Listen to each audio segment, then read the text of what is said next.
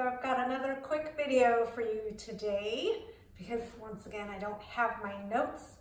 My name is Judy Haddad. I'm the owner of Orange Purple Passions, My Healing LLC, and I'm the founder and executive director of 5 Purple Oranges, and this is another chapter in Hit by a Truck, My Journey Through Trauma. As soon as I start, comes the cat. You gotta love it. I was thinking, oh, I'll get this done, he'll be away. No, here he is.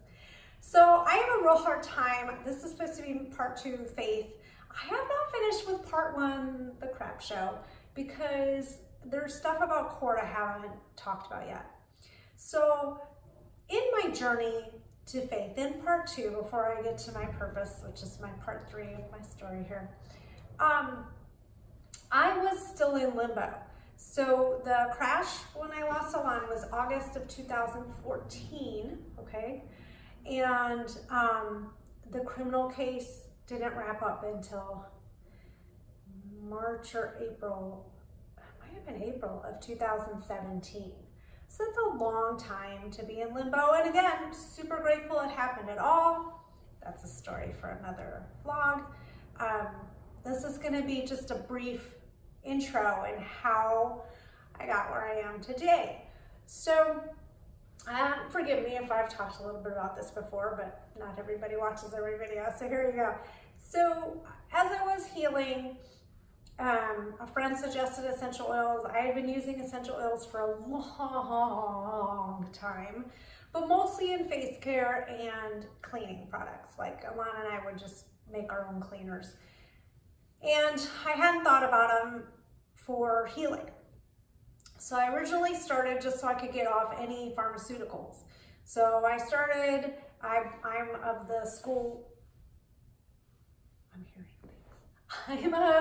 I'm of the French school where you can ingest essential oils if they're pure and receive some benefit. And let's face it, I mean, we ingest Diet Cokes all the time. Well, some of us, I don't ingest a Diet Coke, but if you're willing to ingest chemicals, why not something straight from a plant, right? That's my feeling on it. So I began with Young Living essential oils just to see, just to try. Didn't think about it as a business. Was working my job that I received that summer. Got some of what was the civil, some of the civil payout, and then discovered the emotional side of essential oils. Like I always understood that you could alter your mood. I understood that. Scent is very powerful. I understand it can take you back in the past. It can, help relieve a lot of psychic pain, let's say. But I don't think I understood truly that mind-body connection with essential oils and how chemically they work in the body to help with emotional healing. I learned later, it's part of my business now, but I sort of fell into it. So I fell into distributing essential oils for Young Living. Everything that annoyed me at that time about what I was doing, I never really let go of. So I was searching, I was in limbo, I was waiting for this. I just knew as soon as the criminal case was over, I would remove my muzzle about things that I wanted to talk about in regards to the politics up in Wisconsin and the politics relating the regulation of the trucking industry. I had a lot of anger that there's a lot of that stuff I still haven't worked through. But I was also on this journey to figure out what I was going to do. So in the meantime, while I'm just thinking, I can't start, and truly, I don't know if it was a thought process or just something I internalized. I felt like Alon was still always my #1 priority. I can't start anything, I want to drive me crazy, until I finish the criminal case. That is the priority. The man who killed him needs to be charged. There's no ifs, ands, or buts. I need to see that through. That's the priority, always, always, always, always. So in the meantime, I fell into working with essential oils as a distributor. And at first I wasn't gonna spend a lot, and then I started spending more, and I wasn't making anything to cover what I was spending, and I don't know where my mindset was. So I think I had this mindset like, well, I can do it now. I don't know if I'll be able to do it later, but eventually that money's gonna come. I think we all have that when we get into a network marketing or multi-level marketing or even a direct sales business. I had never been that market. I had worked when I worked 2 jobs, I worked 2 jobs. I went and worked my jobs. I wanted health coverage by the job. I wanted time with Alon when I got home. I wanted to work and leave my work at work. Alon, I wasn't a stay-at-home mom. I had to work. So when I was home, I wanted to be home and not have to like stay up working another business. Are you freaking kidding me? Part of the thing before I had Alon, when I had been a librarian, and oftentimes I was in charge of my department. That's work you can't leave at work. When you're a manager, you can't leave at work. You're always dealing with people's schedules and problems. And I know as a librarian, it's not a high stress job. Believe me, I understand. But you're working nights, you're working weekends. It's not the easiest job for a single mother. You need to cut it out now. So I sort of fell into network marketing. It felt good in a lot of ways. But with essential oils, there's a learning curve. And with network marketing, there's a huge learning curve for me. And it was never the right fit. Never the right fit. I always knew it. I believed strongly in the product. And so I was very passionate about that. And some people loved that passion and responded to it. And some people were like, oh, she's just trying to sell me stuff. I don't blame them. I don't blame them. I felt very strongly in the healing I was receiving from the little bottles of essential oils. So I had this moment, I am going to kill this cat. And all the toys are trapped. I had this moment where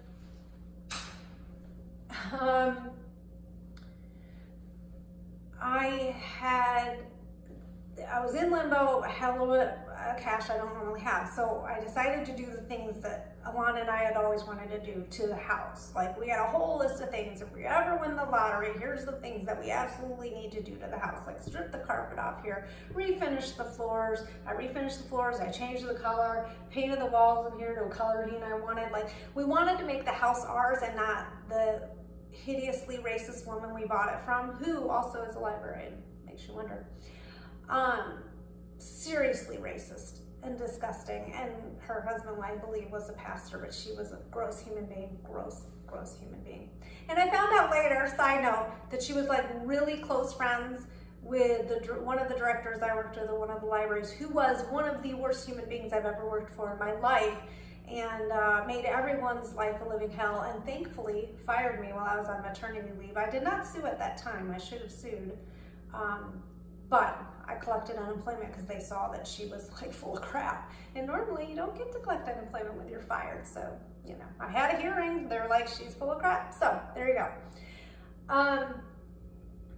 So I'm doing the oils, I'm doing money in the house. And then these opportunities come up and I'm like, you know what? I'm going to say yes. I got a little bit of money. I'm going to travel with my mom because we're just sitting around waiting at this point. And I'm going to travel and do things with the business. So it gave me an opportunity to actually go to these essential oil farms, being out in nature, which I've talked about before, how much that fed me emotionally, and then meet these amazing people. And like I went on a couple trips to Canada. I went on this trip to Idaho. Like all these trips gave me the start of what I needed. So I would meet these people that ended up to this day being like extremely important figures in my life. And it started me on a journey that did end up creating my orange purple passions to what it is now. So while I was doing this, I was also being told, but you need to do it this way. You need to do it this way. You need to do it this way. Not just by like the people who are in my direct upline, there's the term for you, but direct and indirect, I shouldn't say direct. They weren't necessarily always they weren't always sure what they were gonna do either.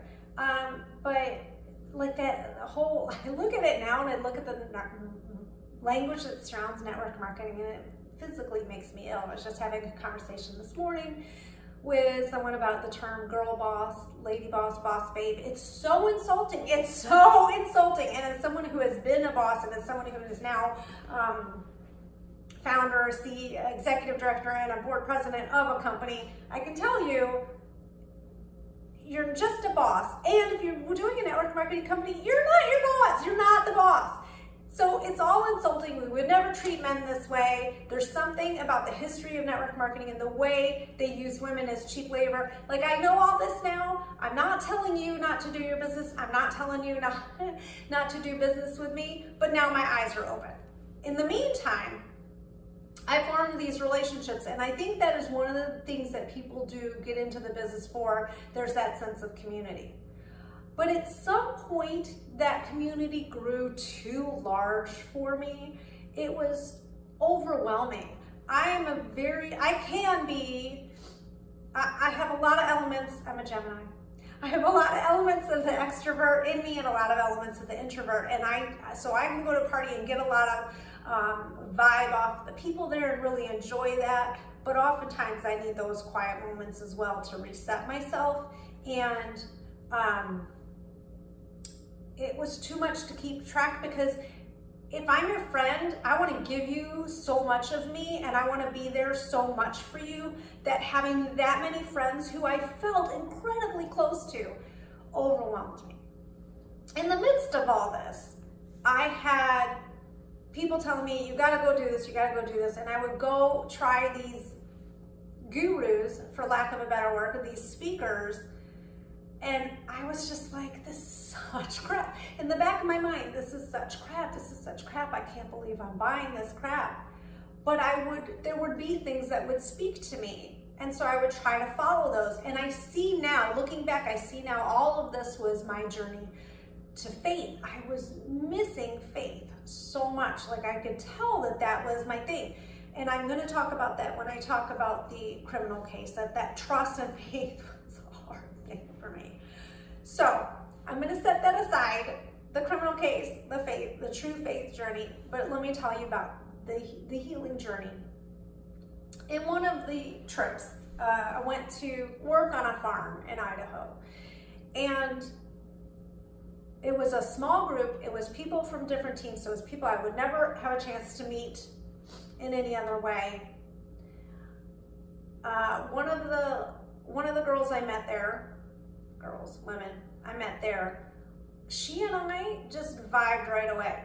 We wanted to do work. We didn't care about the business. A lot of people were networking and learning from each other. That wasn't where we were. We wanted to be out with the trees and work on the farm and, play with the chips and, go spread the remainder of the chips. We were working in dump trucks. Like, that was our vibe. And I love that about her. And she became like super important to me. And it was funny to me because at that time I was feeling there's something about network marketing companies that feels very culty. I'm sure you've seen it in some of my posts as well. There's something that feels very culty. And especially with Young Living, people idolize the founder who's now passed.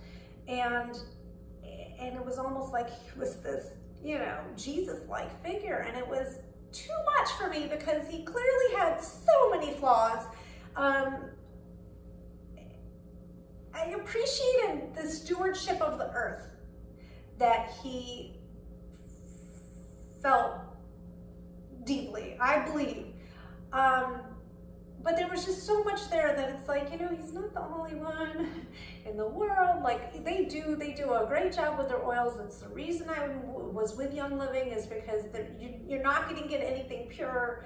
I've been to the farms in several states and countries, and I know what I'm putting into my body is the purest thing, but I'm not going to sit there and idolize a man. It's just not how I roll. So I'm at this little meeting, and everybody who got up was everything was about Jesus. And as a Jew, that's usually my first sign that I need to walk away a little bit, only because in my life, There have been so many people that use Jesus as an excuse to bully me, to ridicule me, to tell me everywhere I've gone wrong in my life, to do some very horrific things. And honestly, I don't have anything against Jesus. I think he was a great guy, preached some wonderful things. But there's oftentimes people who use Jesus as an excuse to not behave the way Jesus would. Just gonna throw that out there. Hate me, love me, at me. I don't care. At me, come at me. I don't care. At me you don't know my Twitter handle, so there you go. Feel free to comment. So, funnily enough, there was another Jewish girl there, and she said she felt the same way about the business, Young Living as the business in general, because it felt very culty, and it felt like people were intertwining God with their business. And in my mind, God and business, much like God and religion, don't belong together. Just my feeling. I think God should be a very pure relationship. And I did not believe, and we met the founder, Gary Young, and he talked to hours, and he had a very personal relationship with Jesus, with his God. And you know what? I so appreciated that. That did not turn me off, because that felt intensely personal and not at all financial. So you need to stop. So it's funny that I wasn't the only one. And in fact, in my upline, there is a very Jewish woman who's doing very well, very successful, but she's the other side. She's very, very orthodox in a lot of ways that I wouldn't be. So it makes me a little, because of my past, your past informs your actions, your belief systems, right? Because of my past, I got really nervous. So I met my friend Tracy, and she was a Jehovah's Witness. Now, we've all heard the stories. We've all had the booklets handed to us, right? But I was really open-minded in meeting her, and we had just some amazing conversations, and I realized that what attracted me to Tracy was her brain for science. Like, I loved how devoted she was to the chemistry of this work we were doing, and how fun it was to just go out and work with her, that we wanted to work. I think at the time, Idaho was seeing a very mild winter. We weren't able to work as much as we wanted to. There was machinery problems. So we would do anything we could to help the guys on the farm and work in the distillery. So Tracy and I became friends, and then she basically is the one who got me into raindrop and becoming the raindrop professional that I am. And so raindrop, always hard for me to explain, but I've always believed in the power of touch and massage, and it is really one of the things. So massage and cranial sacral therapy are two of the things, along with yoga being the third, that really truly helped me heal my body. I could not have done it without regular appointments doing that. And raindrop to me spoke to me, because I had always wanted to work with my hands. I had always been really good at massages and body work and energy work. And I was like, oh, this sounds really cool. And so I really am grateful to Tracy coming into my life, because it led me down that path of learning how to help people heal using this raindrop treatment, which is, it is using massage techniques and reflexology techniques and essential oils, and I have found it very powerful. I have found it to be very healing for me as well. But it also turned out to be another step in my sort of limbo, where I thought I was going towards something. I thought all the signs of the universe were pointing me somewhere, and it was not the right direction. So I'm going to end there. I know I've got to start using my notes again, because I believe this got very rambly. That's who I am. I apologize for that. I hope you enjoyed this. Thanks. Bye.